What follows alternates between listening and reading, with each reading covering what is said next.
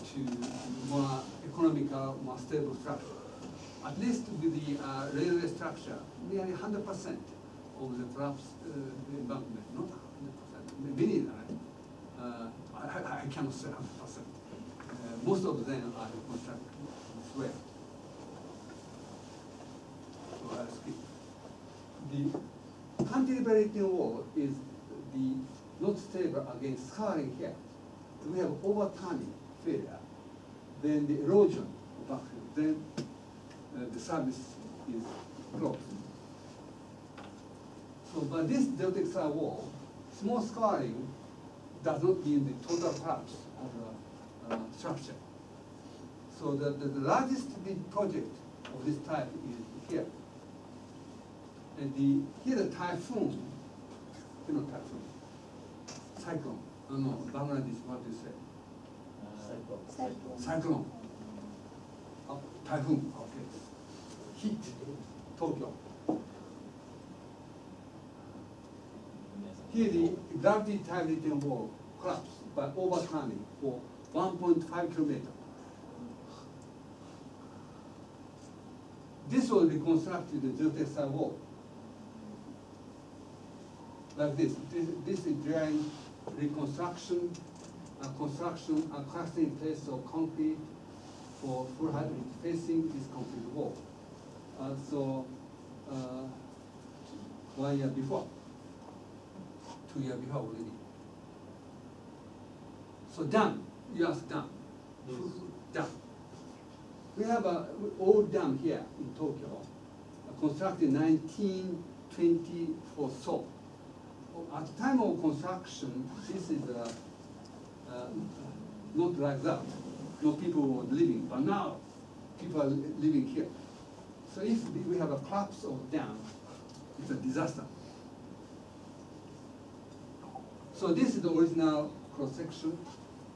So this will be this is the counterbalance weight, but we have a space restriction. But this was geotextile wall. This drain. So this time is not new construction. This is a rehabilitation of the dam.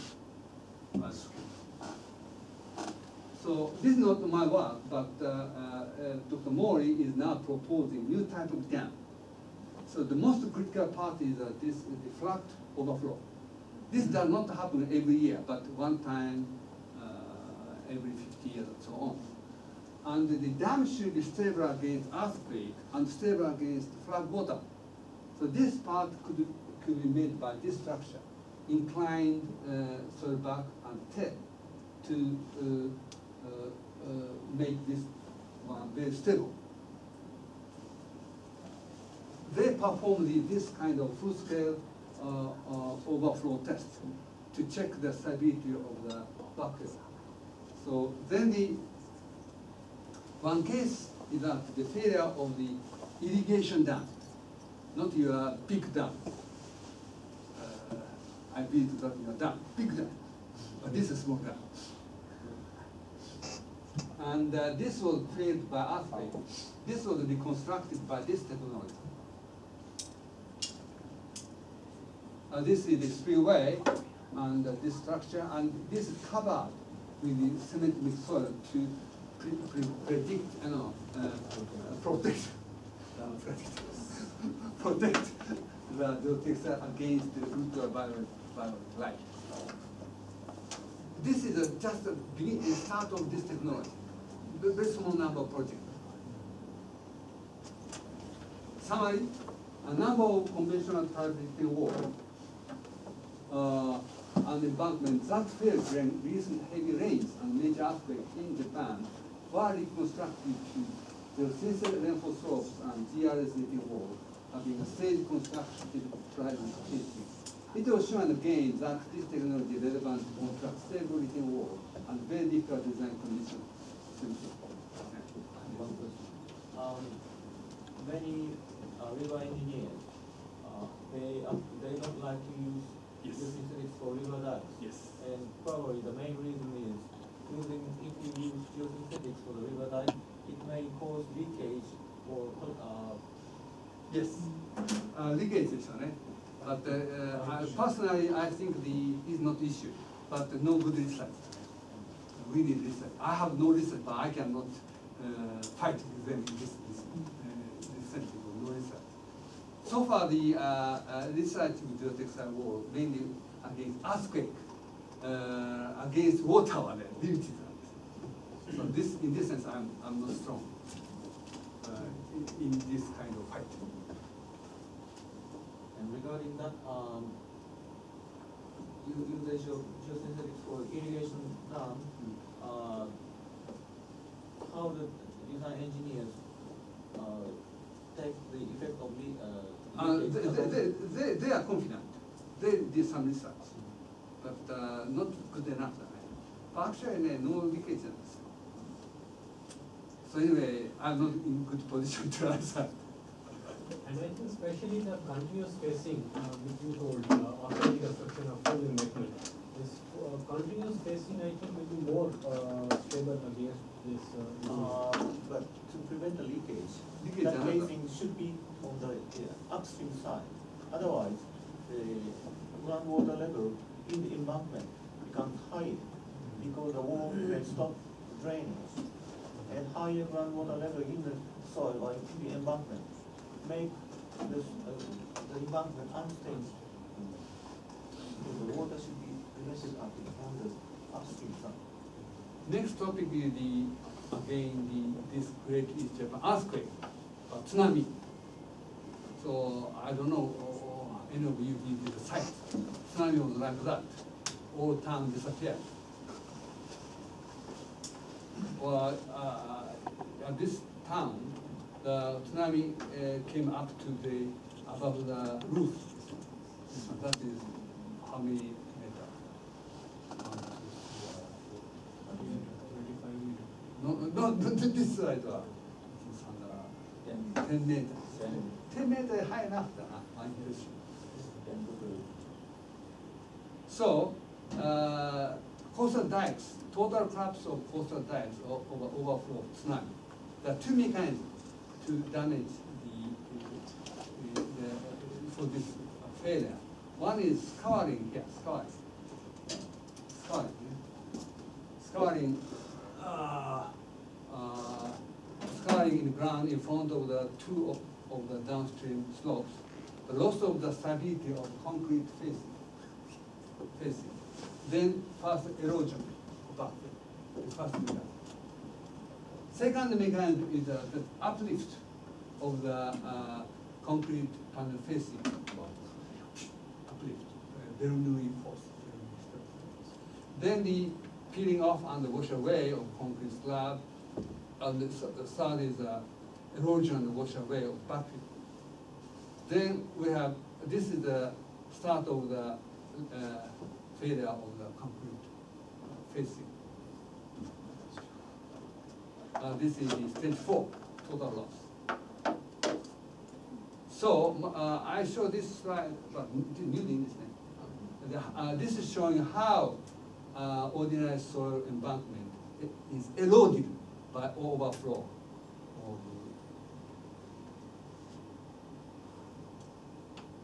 tsunami.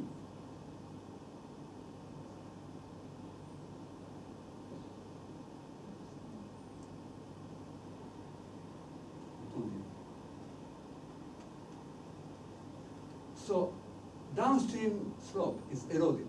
This is the point. Remember, downstream, not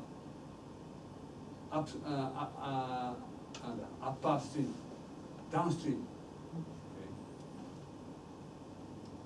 Okay. So this is the our conventional type of coastal dike. So it's covered with concrete panel.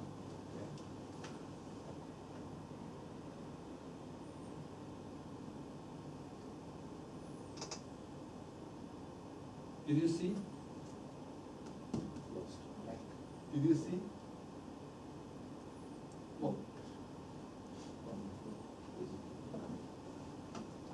This is the failure mechanism which actually happened with the coastal dike.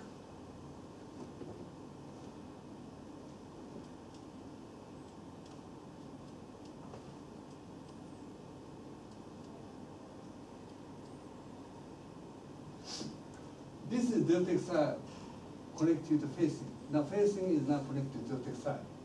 But this side, no facing. Wow. Upper stream face is okay. Some rotation, but this is fixed with geotextile, survive.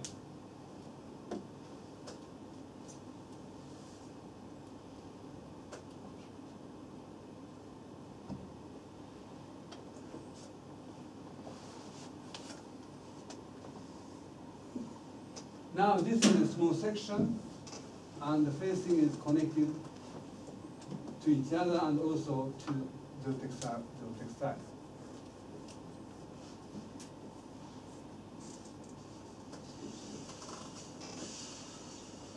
これは10センチしかないとは見えないな。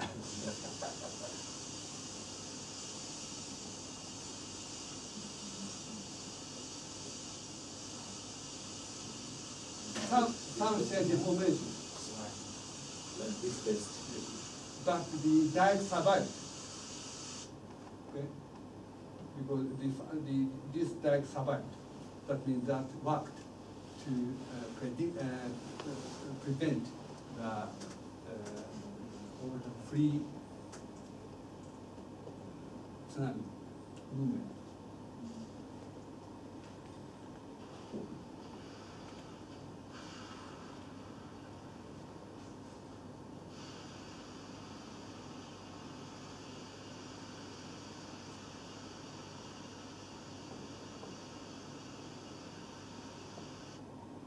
Actually, we are proposing this type of dike. But as the Professor Kwan is that river engineers don't like this, the use of the textile. But railway engineers accept it. So they are going to construct this type of the embankment for railway, as a railway embankment, as a tsunami barrier from this summer. So I don't know how long, but maybe. In my next lecture, I can show the picture. So the railway engineer accepts it. But I know. They are too conservative. So summary, a number of conventional type steel walls and embankments that collapsed by this natural disaster over the same thing. Okay, I repeat. The last topic is I have only limited time. GRS integral bridge, strong against earthquake and tsunami. First I'm going to show you the problem with conventional type bridges and new technology and GRS. First is the problem with conventional type bridges. Once I worked for bridge engineering section. 4 years I worked when I was young. So now I have been interested in this issue a long time. So imagine what is the problems of conventional type bridge abutments. First we construct the pipe, okay? Then abutment, then embankment. The problem starts. Earth pressure, push between wall and centuries and floor, damaged pile. So always we increase number of pile, we increase the length of the pile. Then the shoe, bearing. High cost for construction and high cost for long-term maintenance, particularly in Japan. This is a problem. Last, earthquake. We have this problem of deformation backfill and dislodging girder. This is so bearings and backfill are two weak points of the bridge. Like that. What is the solution? What is the solution? First solution is integral bridge. Integral bridge is like this, constructing the pile piles and the facing and the girder, and last the backfill. This is now standard technology for road in United Kingdom and United States. The US, United Kingdom, more than 60,000, I think nearly 7,000 bridges they constructed. In the United Kingdom, no, United States, more than 25,000. The low-cost construction and the maintenance cost of the structure are due to no use of gutter, no use of the use of continuous gutter. However, no reinforcement. No reinforcement. For that reason, this is the picture of the internal bridge in the United Kingdom. Because of that, several unsolved old problems, earth pressure and the soft movement of the ground, this is still a problem. A new problem is that by removing the bearing, now seasonal thermal expansion and contraction gather result in the lateral cycle displacement, not this moving. This results in the increase in the earth pressure and settlement. This is a tricky issue.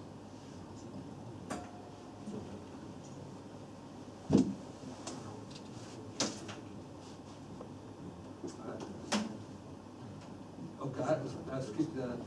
Why this happens? This is due to dual ratchet mechanics. Suppose this move this way. This active wedge may be formed and displaced. This you learned from Professor Kwano, this active earth pressure issue. If you push back this abutment, my question is that whether this displacement is recovered or not. So active wedge dropped. By pushing back the abutment, this active wedge can go back, can return to the original place, yes or no? Partially yes, Yes. Partially yes. It's a very political answer. Nearly no. Nearly no. Better. But passive wedge is formed. This is theory of earth pressure. If you prove the top of the abutment again, what happens? This the movement of the active wedge deactivated, but this part does not move. Okay. If you push back again, this deformation develops. So by applying cycle loading, both active failure and the passive pressure development possible. This is called dual ratchet mechanics. I don't know if this is good English or not, but this is my name. So this is a really tricky behavior. So this is okay. So now, that is dual ratchet behavior is an inherent problem in internal bridge. GRS retain wall. This is first we construct the GRS retain wall. Then facing. Then guard. I consider this worked. And actually this was constructed in Tokyo like that. However, I found that this is not solution because this part is not stable. New problem. And also this settlement of steel beam is problem. So steel beam is not good design. So I thought, I proposed this and near 20 small bridges were constructed. Finally we gave up. And one railway engineer said that, why not moving this steel beam to top of the facing? So now the many problems are solved. So the first bridge was constructed for high-speed train Kyushu, Takada, 203, this part. So this is the conventional design. Conventional design like that. Here is the L-shaped retaining wall, gravel backfill, and this is the traditional design. Now, L-shaped retaining wall is supporting soil. Okay. The new design, it is this. Now facing very slender. Okay. Now this cement with gravel is supporting facing. So opposite loads.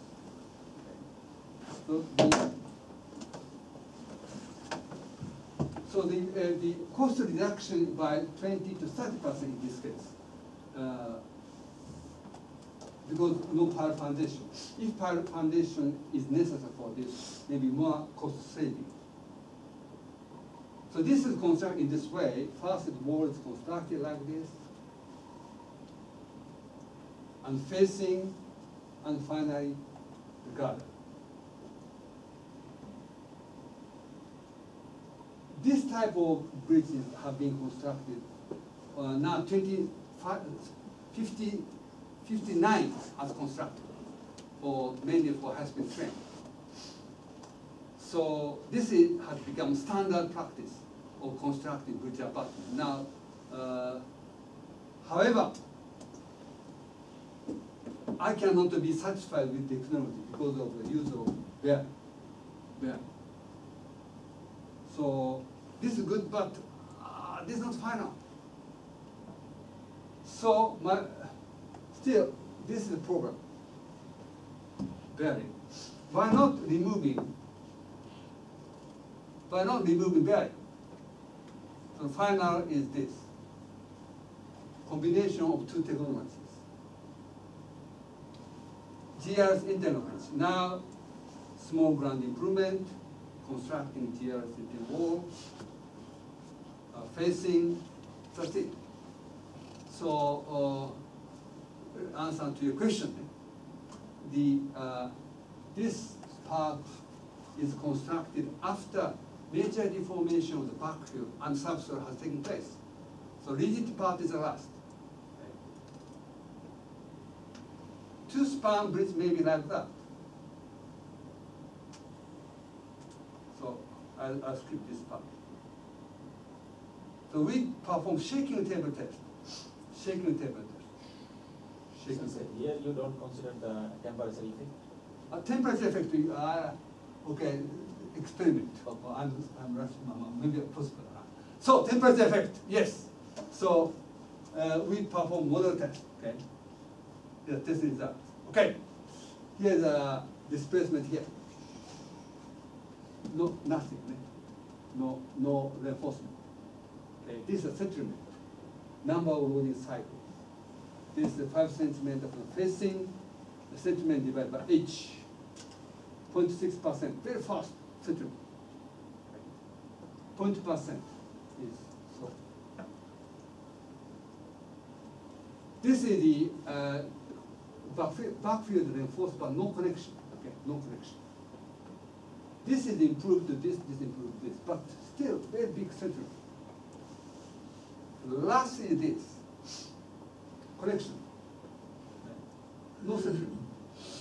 Because no active weight is formed and no possibility to settle down. So this is a very important feature for railway engineer because particularly high-speed train, bumping is the most dangerous. So shaking table test. So shaking table test is a conventional type, is a bearing and weight. But sandbox is small, so we cannot use a long girder. In place of using long girder, we use a weight. This is representing the long girder. A conventional type, internal bridge, this internal bridge, but no reinforcement. GRS retaining wall, but here the shoe. This is GRS internal bridge. One internal and reinforcement.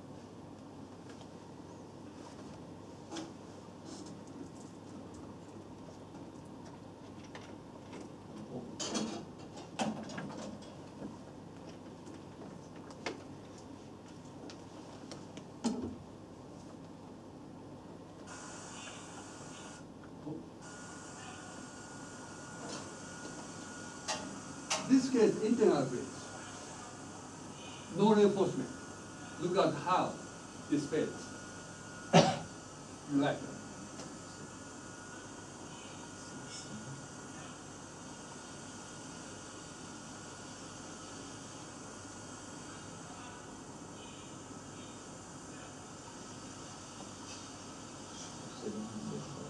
Wow.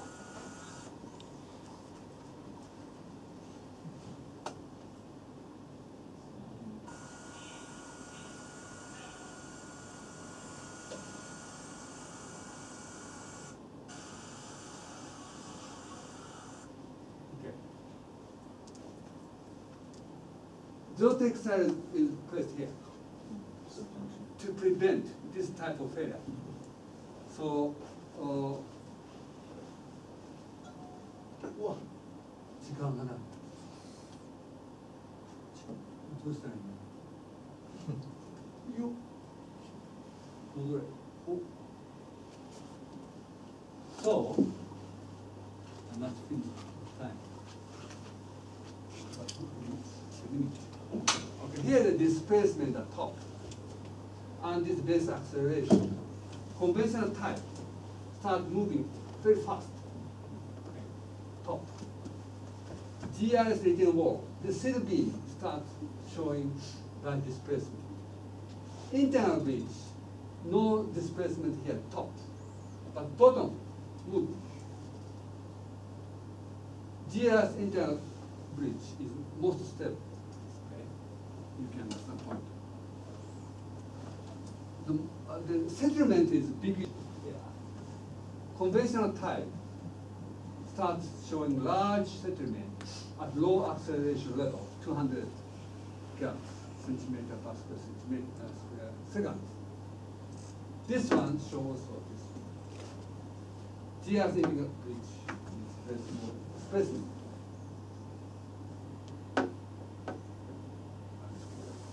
I'll skip this complicated part. No time. And anyway, we did many researches. So 209, the full-scale internal bridge was constructed. 209. So this is not big, of 5.5 meter in height, 15 meter long. But the construction company confirmed, constructed, whether this can be constructed very smoothly. This is the start of construction. This is the opposite to the, very different from the conventional idea of constructing bridge. First is the only geotextile wall. Then finally, this one.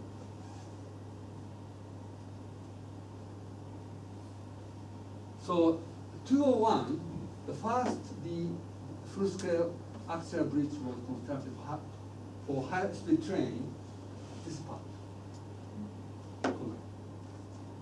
So now, high-speed train lines under construction from here to here. I don't know, when this is completed. 2 years, we need more, 2 years more. Then this part will be constructed, taking 10 years or so. Now this part, for this high-speed train, this bridge was constructed. This is showing the construction. This is not big bridge, 12 meter. And this is during construction of the geotextile wall. Then this is construction, this. So this is the picture taken 1 month before complete. Not wrong, I accept it, not wrong. But the beginning of a long story, I hope. So, now the story continues about damage to bridge by tsunami.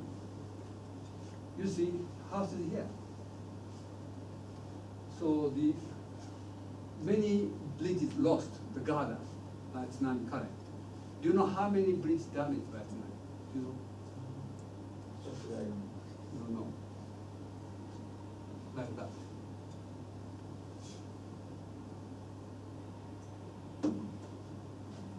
railway 100, road over 20, so 324 bridges lost, girder or backfill by tsunami. Like that. Typically, the girder was lost by tsunami current and backfill damaged by tsunami. So I say that two major weak points of the conventional type bridges. First is the bearing. Second, backfill. Weak points for earthquake, weak points for seismic node are also weak points for tsunami. So I propose to use this GRS internal bridge for the site. Fortunately, they accepted my proposal to reconstruct such a. This is a road. This is a road. You see. Fortunately, this part survived, but backfill eroded. So Railway Technical Institute also proposed to construct such a railway which is strong against the tsunami and also working as a tsunami barrier and bridges by this technology. So Japan, Sandiku Railway is north, anyway, this along seashore. There are many bridges that totally lost the girders by tsunami. In particular, this part, from this summer, this part, you see, all bridges disappeared by tsunami. Like that, the tunnel, between the tunnel, here there was the bridge, all disappeared by tsunami. And this side, the height of tsunami up to this, I don't know how 25 meters around. So this is design of the bridge which will be constructed by this technology. Now this is one internal bridge, and this is a geotechnical wall. So this is another place internal. So this is my end of my talk today. Today I explained the GRS return wall. The second I skipped. Third is the construction of conventional return wall and bunkers that failed by recent earthquake, floods, and heavy rains.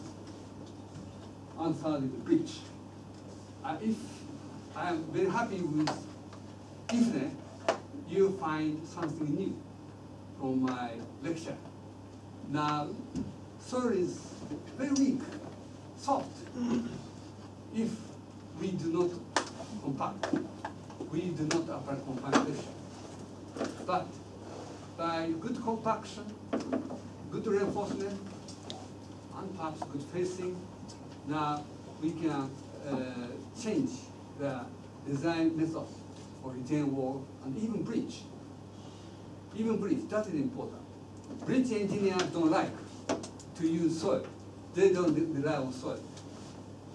But by using this kind of technology, now you can find that much better bridge type is possible. Thank you very much. Any questions? No question. Hungry.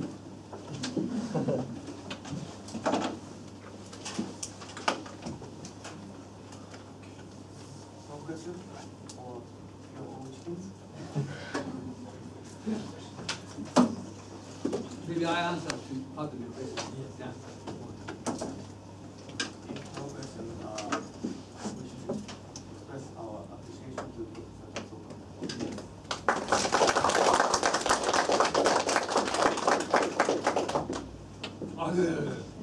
Well, I'm hungry, not angry, hungry.